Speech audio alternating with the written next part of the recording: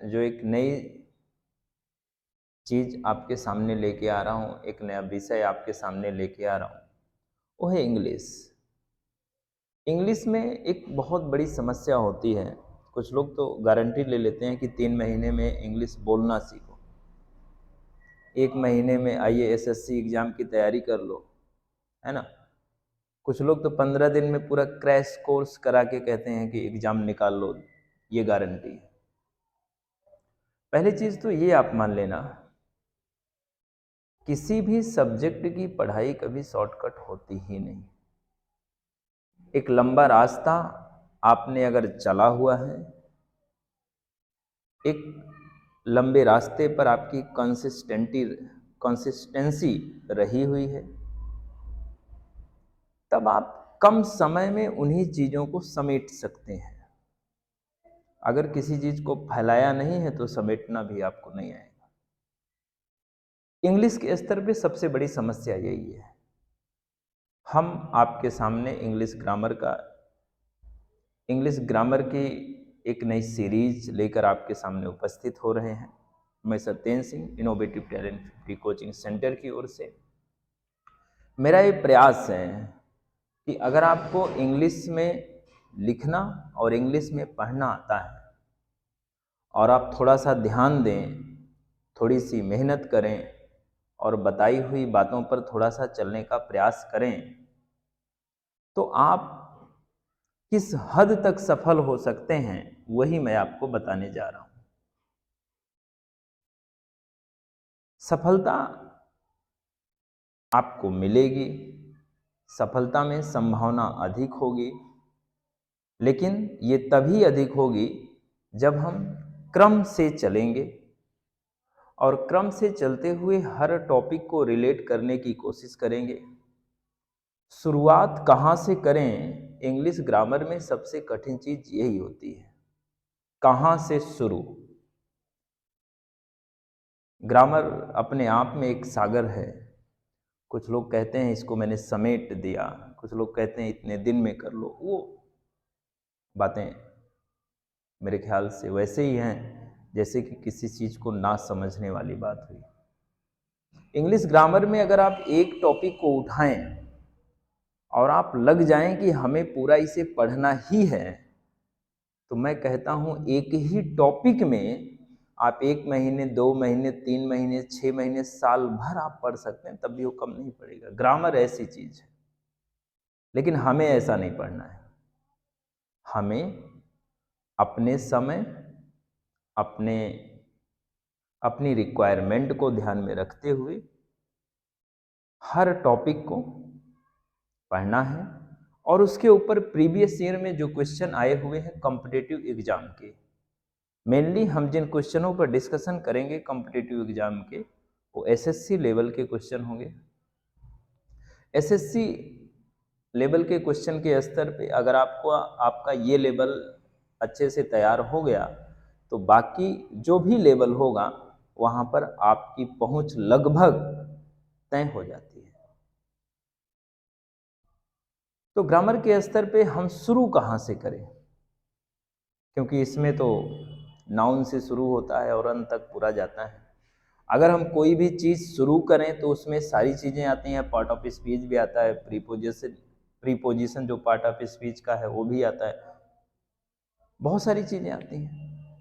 तो कुछ चीज़ों पर हमें थोड़ा सा इग्नोर करते हुए शुरू करने के लिए अपनी समझ विकसित करनी होगी।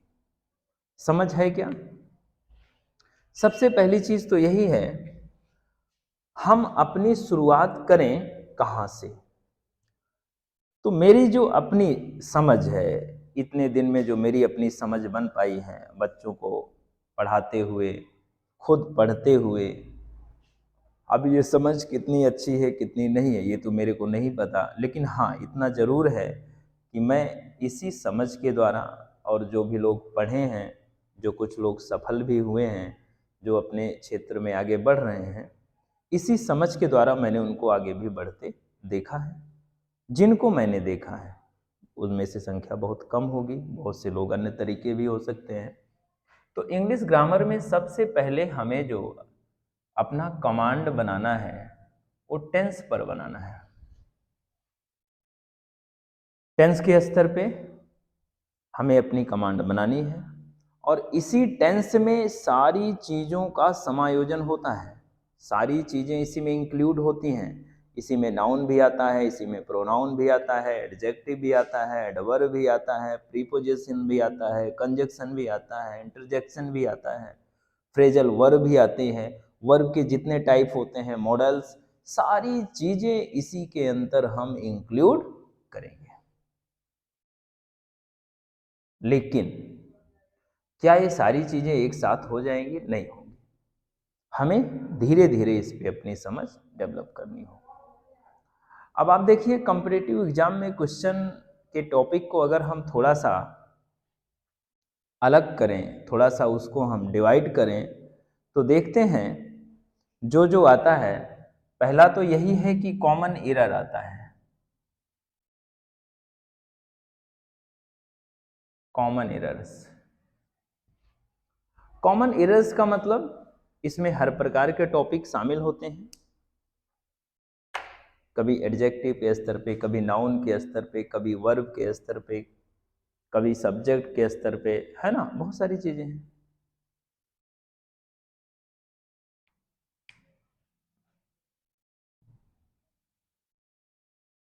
दूसरा, कॉमन एरर के बाद improvement of sentences, improvement improvement of sentences, sentence में क्या करना? इंप्रूवमेंट करना।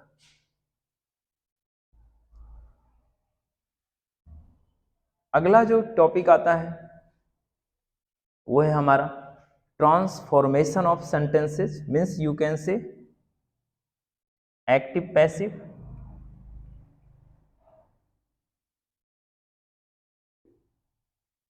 तो कॉमन एरर्स हो गया, इंप्रूवमेंट ऑफ सेंटेंसेज हो गए, एक्टिव पैसिव हो गया, डायरेक्ट और इनडायरेक्ट जिसे नरेशन बोलते हैं, डायरेक्ट इनडायरेक्ट, इसी को हम और क्या बोलते हैं? नरेशन भी बोलते हैं, डायरेक्ट एंड इनडायरेक्ट। और इसी के साथ filling the blanks. Filling the blanks में क्या बनना रहेगा?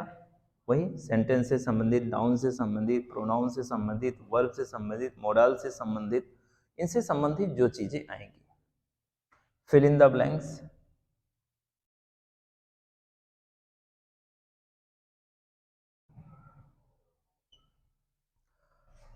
अब इन्हीं बेस पर कुछ चीजें जिन्हें आप फैक्चुअल बोल सकते हैं, एंटोनिम्स हुआ, सिनोनिम्स हुआ, और भी इसी तरीके से वन वर्ड सब्स्टिट्यूशन हुआ। वन वर्ड सब्स्टिट्यूशन से अगर आगे हम बढ़ें तो इडियम्स और फ्रेजेज हुए।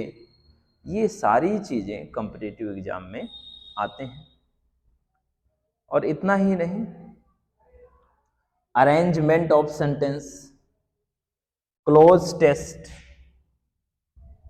Close test, arrangement of sentence,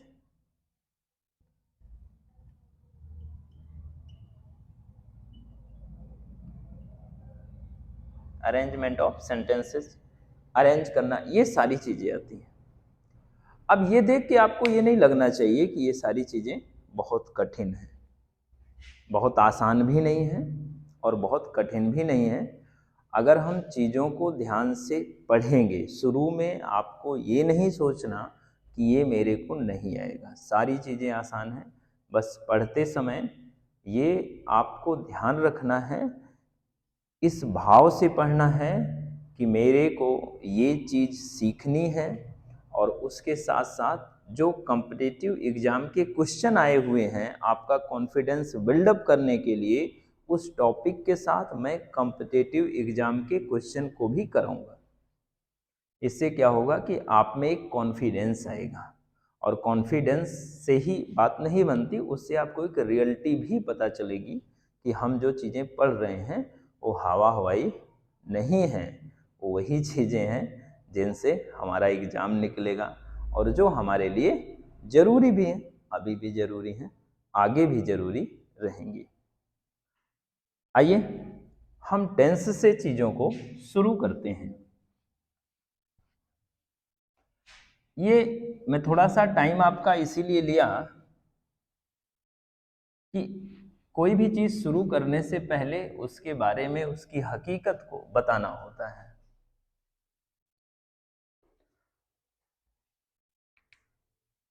now there is a tense.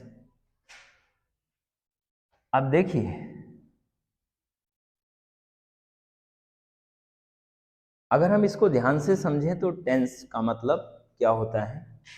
Hindi में इसी को काल बोलते हैं, और काल ना समझ में आए तो इसे समय समझिए, टाइम, है ना। What is the types of the time?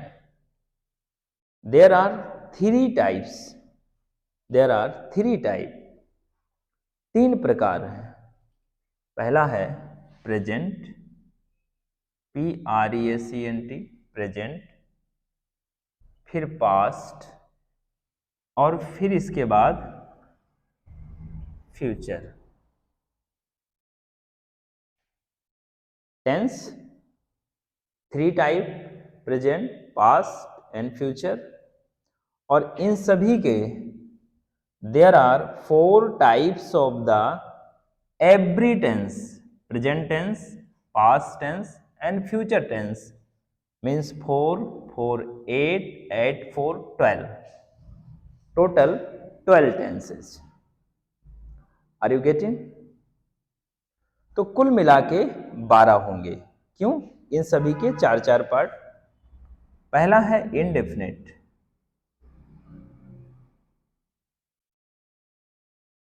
फिर दूसरा है कॉन्टिन्यूअस, CONTINUOUS, कॉन्टिन्यूअस। इंडेफिनिट का INDEFINITE, indefinite.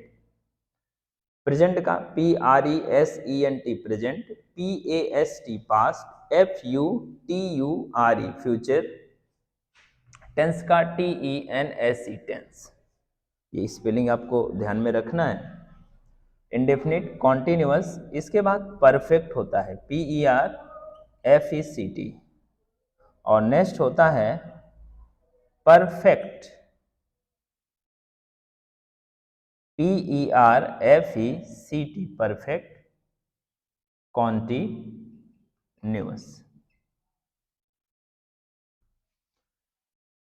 Tense, there are three types of the tense: present, past and future, and then every tenses have the four types: indefinite, continuous, perfect and perfect continuous.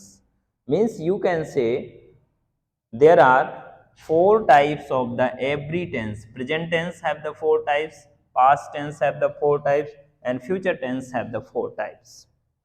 इन सभी के पास कितने कितने हैं? चार चार। तो present में अगर देखें, present indefinite, present continuous, present perfect, present perfect continuous. Past का past indefinite, past continuous, past perfect, past perfect continuous. Future का future indefinite, future continuous, future perfect और फ्यूचर परफेक्ट कॉन्टिन्यूअस। इस प्रकार से कुल मिला के 12 टेंस आपके हो गए। हम जो शुरुआत करेंगे वो प्रेजेंट टेंस से करेंगे। कहां से करेंगे? प्रेजेंट टेंस से। तो अब अगर आप ध्यान से देखें,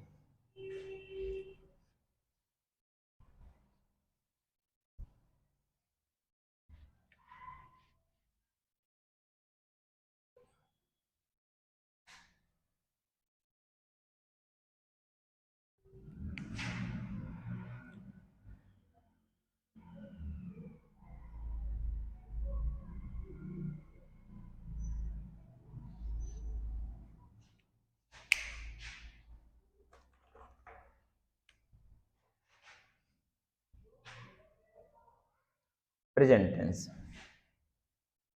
सबसे पहले हम कोई भी टेंस शुरू करें, प्रत्येक टेंस में या टेंस से हम बनाते क्या हैं? टेंस का जो काम होता है, किसी भी सेंटेंस को समझने के लिए, किसी भी सेंटेंस को हिंदी से इंग्लिश में, इंग्लिश से हिंदी में ट्रांसलेट करने के लिए, उनकी बातों को समझने के लिए। टेंस का मतलब टाइम। तो प्रेजेंट टेंस के द्वारा हम क्या करेंगे? प्रेजेंट का रूल और रेगुलेशन ये हमें पढ़ना है। इसका यूज कहाँ पे होगा ये हमें पढ़ना है। प्रेजेंट इंडेफिनिट, इसका जो पहला पार्ट है, प्रेजेंट इंडेफिनिट, दरअसल सबसे पहले हमें इसी को शुरू करना है। तो प्रेजेंट इंडेफिनिट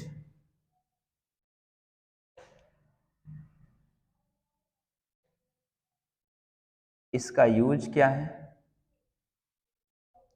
अब इसमें जो वर्ब यूज होती हैं उनकी कंडीशन क्या है?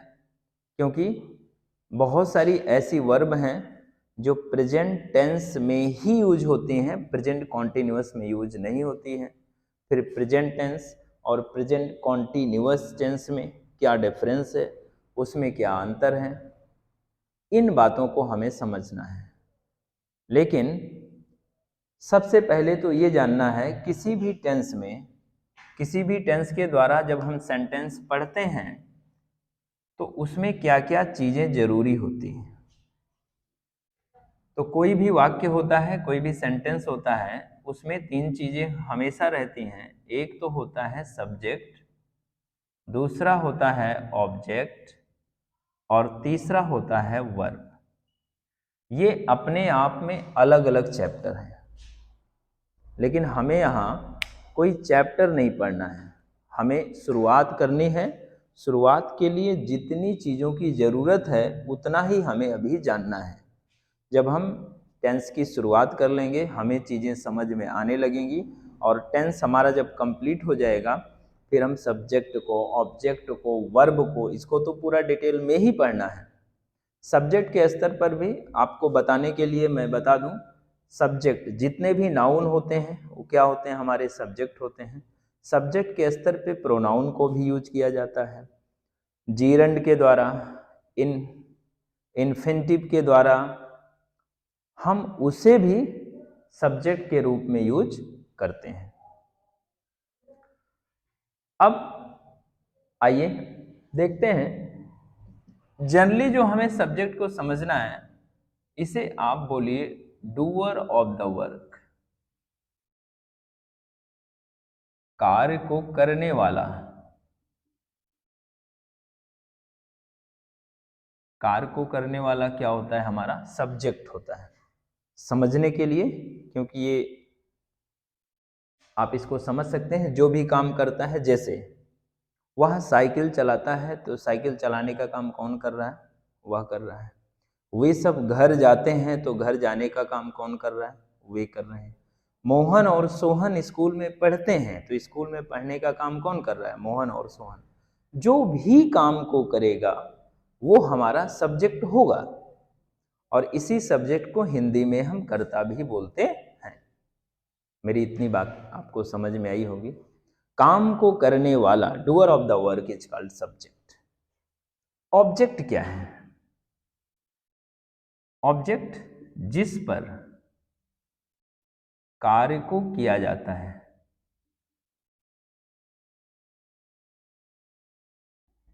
जिस पर कार्य को किया जाता है या जिसके लिए किया जाता है।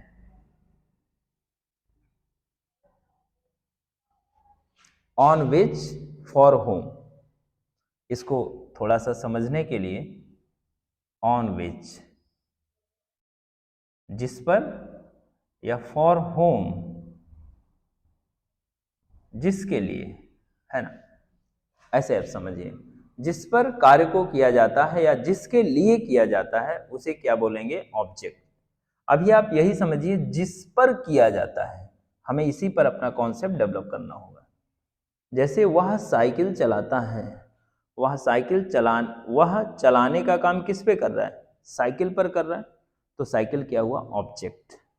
राधा कार चलाती है, तो राधा काम किस पे कर रही है? कार पर। राधा चलाने का काम किस पे कर रही है? कार पर, तो कार क्या हुआ? Object.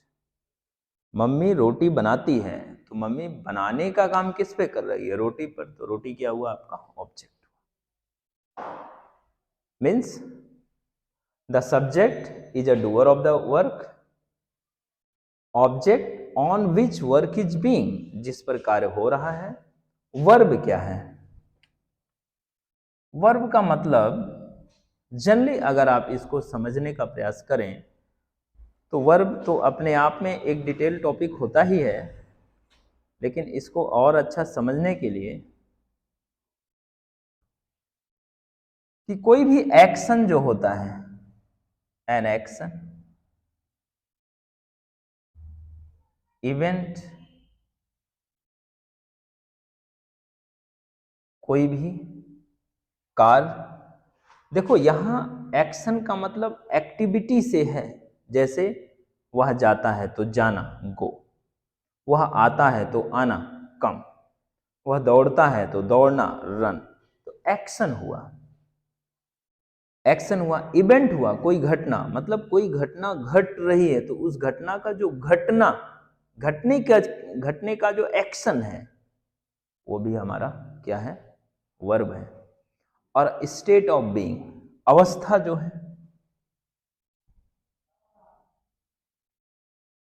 State of being, BEING होगा। इसको आप ऐसे देखें,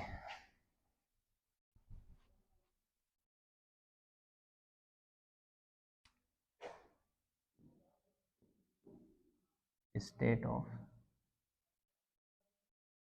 ऑफ बीइंग,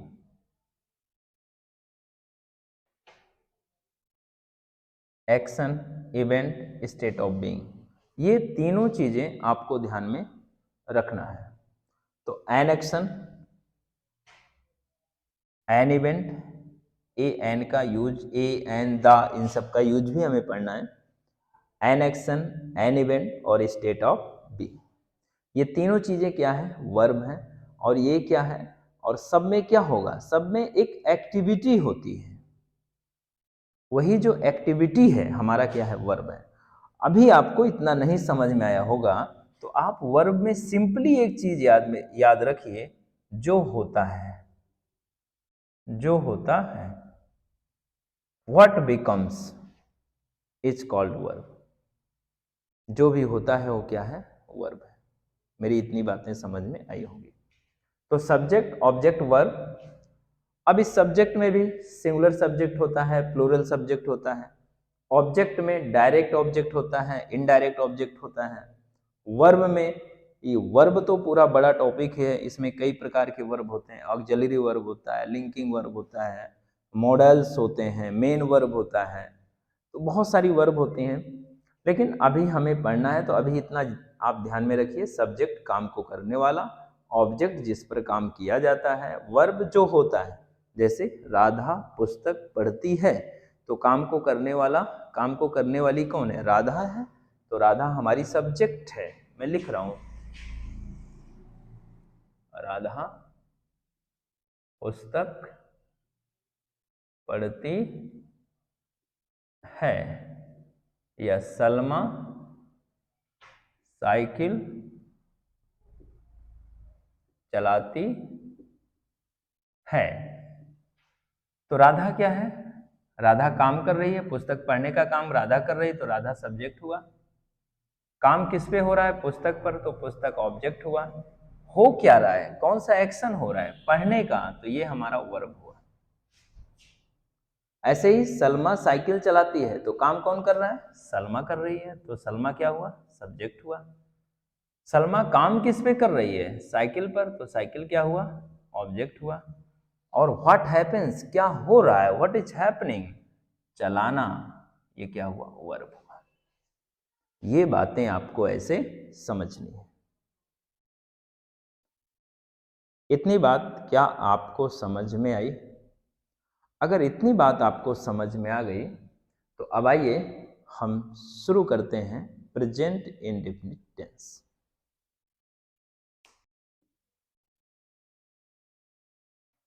यहाँ पे देखना है हमें कि प्रेजेंट इंडेफिनिट टेंस के अंतर्गत हम जिन वाक्यों को ट्रांसलेट करना, जिन सेंटेंसेस को हम ट्रांसलेट करना सीखेंगे, जिन जिन सेंटेंसेस पर हम इसको यूज करेंगे, वो सेंटेंसेस किस किस टाइप के होते हैं।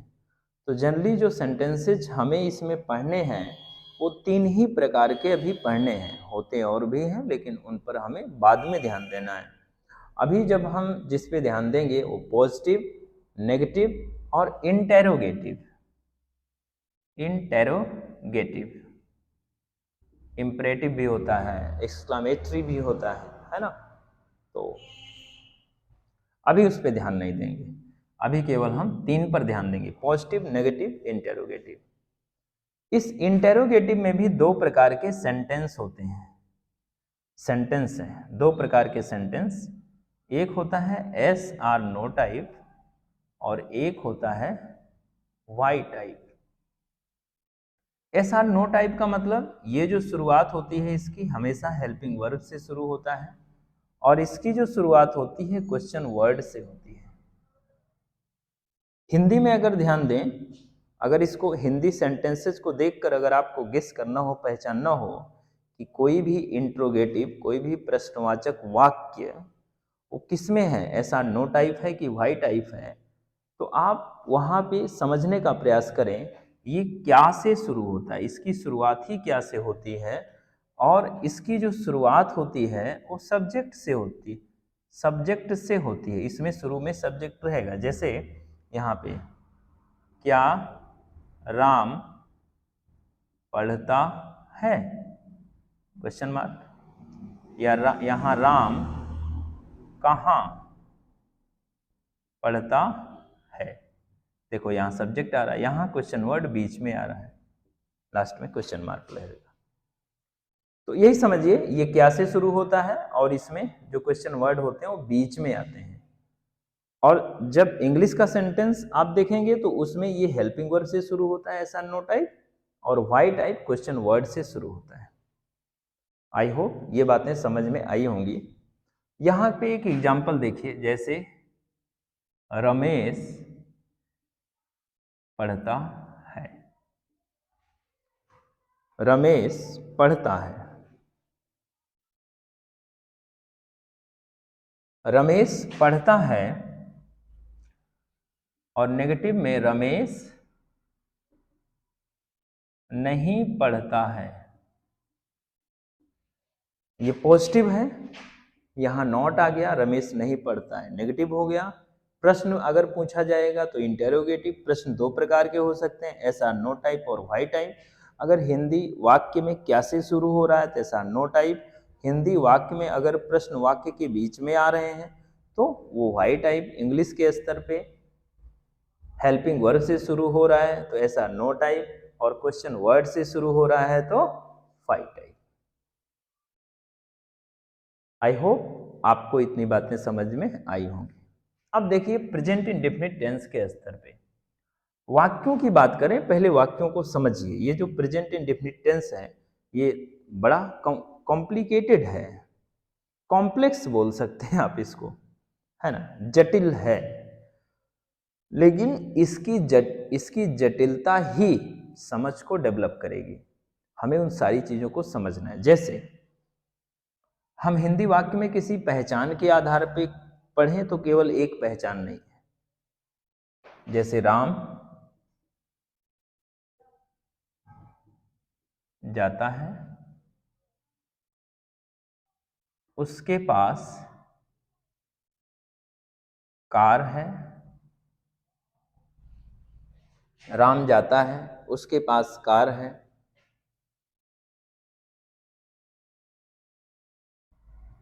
स्कूल में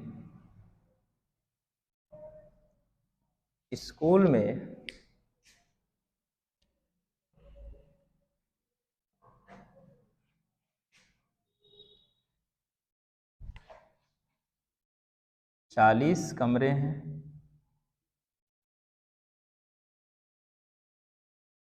देखिएगा अब क्राइटेरिया निश्चित कर पाना मुश्किल हो जाता है, लेकिन हैं तीनों प्रेजेंट इंडेफिनिट में। यहां पे वर्ब के स्तर पे वर्ब की फॉर्म आती है, यहां पे हैज या हैव का यूज होता है, यहां पे इज, एम, आर इन चीजों का यूज होता है।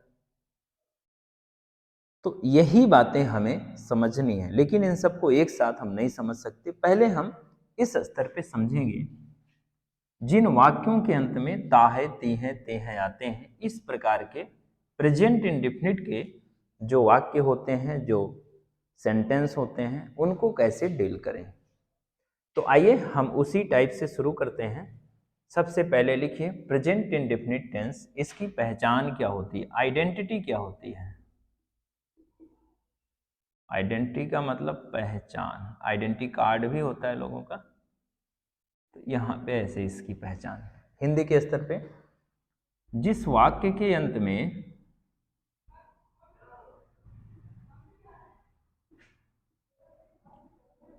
ता है, ती है, ते हैं आदि शब्द आते हैं, जिस वाक्य के अंत में ता है, ती हैं, ते हैं आदि शब्द आते हैं, उन्हें क्या बोलते हैं, प्रेजेंट इंडेफिनिट। जैसे वह पढ़ता है, मोहन घर जाता है, अध्यापक पढ़ाते हैं, प्रधानमंत्री अमेरिका में रहते हैं, वे सब मथुरा जाते हैं, बच्चे अपना होमवर्क कंप्लीट करते हैं, बच्चे अपना गृह कार्य पूरा करते हैं। तो कोई भी वाक्य है जिसके अंत में ता है, ती है, ते हैं आ रहा है, उसे हम प्रेजेंट इंडेफिनिट टेंस के अंतर्गत पढ़ते हैं। मेरी ये बात आपको समझ में आ गई होगी। जैसे वे सब सुबह 4 बजे उठते हैं, वह अपना होमवर्क डेली रोज पूरा करता है, या अब वह अपना होमवर्क समय से पूरा करता है, ये भी क्या है, प्रेजेंट इंडेफिनिट में। तो जो भी चीजें हैं, जैसे गाय दूध देती है, ये भी प्रेजेंट इंडेफिनिट है।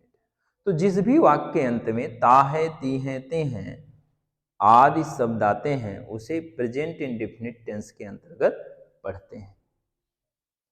अब यहां पे सबसे पहले एक एग्जाम्पल में मैं 2 वाक्य लिख देता हूं। जैसे वह दौड़ता है, वे पढ़ने के लिए स्कूल जाते हैं, वे पढ़ने के लिए स्कूल जाते हैं। क्या है, प्रेजेंट इंडेफिनिट में वाक्य अंत में ता है, ती है, ते हैं। अब यहां पे देखना है, अब हम इसका स्ट्रक्चर पढ़ेंगे, लेकिन इस स्ट्रक्चर में भी सबसे पहले प्रेजेंट इंडेफिनिट का जो सब्जेक्ट होता है उसके बारे में ध्यान से देखो। इसका जो सब्जेक्ट होता है, सब्जेक्ट 2 प्रकार के होते हैं, एक तो सिंगुलर होता है और दूसरा सब्जेक्ट इसका प्लूरल होता है। सिंगुलर सब्जेक्ट में जो चीजें आती हैं, he, she, it, one name, plural में I, we, you, they, more than one name. ठीक है ना। अब सब्जेक्ट के स्तर पे हम आगे चर्चा करेंगे, अगली क्लास में डिटेल में पढ़ेंगे। आप सब इस वीडियो को जो समझ में ना आया हो कमेंट करें, शेयर करें, लाइक करें, सब्सक्राइब करें। और हमारा एक ऐप है टैलेंट 50, जो कि 10-15 दिन में लगभग, आज जब मैं बोल रहा हूँ तो आज जो डेट है 12 जनवरी 2024, आज के 10 दिन बाद हमारा ऐप लगभग वो कंप्लीट हो जाएगा, उसमें चीज़ें हमारी टीम काम करना शुरू कर देगी। तो बहुत ही सस्ती फीस हमने रखा हुआ है जिससे सभी बच्चे उस पे अपना काम कर सकें और उस पे आके कुछ सीख सकें। मात्र 210 रुपये में कोर्स है और वो कोर्स आपको लगभग 2 साल के लिए वैलिड रहेगा। और हम इंग्लिश के स्तर पे सारी चर्चा करेंगे, अन्य सब्जेक्ट के स्तर पर भी चर्चा करेंगे। आपको जो भी उचित लगे वो काम आप कर सकते हैं। और यूट्यूब के स्तर पर भी हम अपनी सेवा देना निरंतर जारी रखेंगे। तो हम मिलते हैं अगले टॉपिक में, अगली क्लास में सब्जेक्ट पर डिटेल से बात करेंगे और फिर प्रेजेंट इंडेफिनिट को ट्रांसलेट करने के तौर तरीके के बारे में जानेंगे, समझेंगे। मैं Satyendra Singh, thank you very much.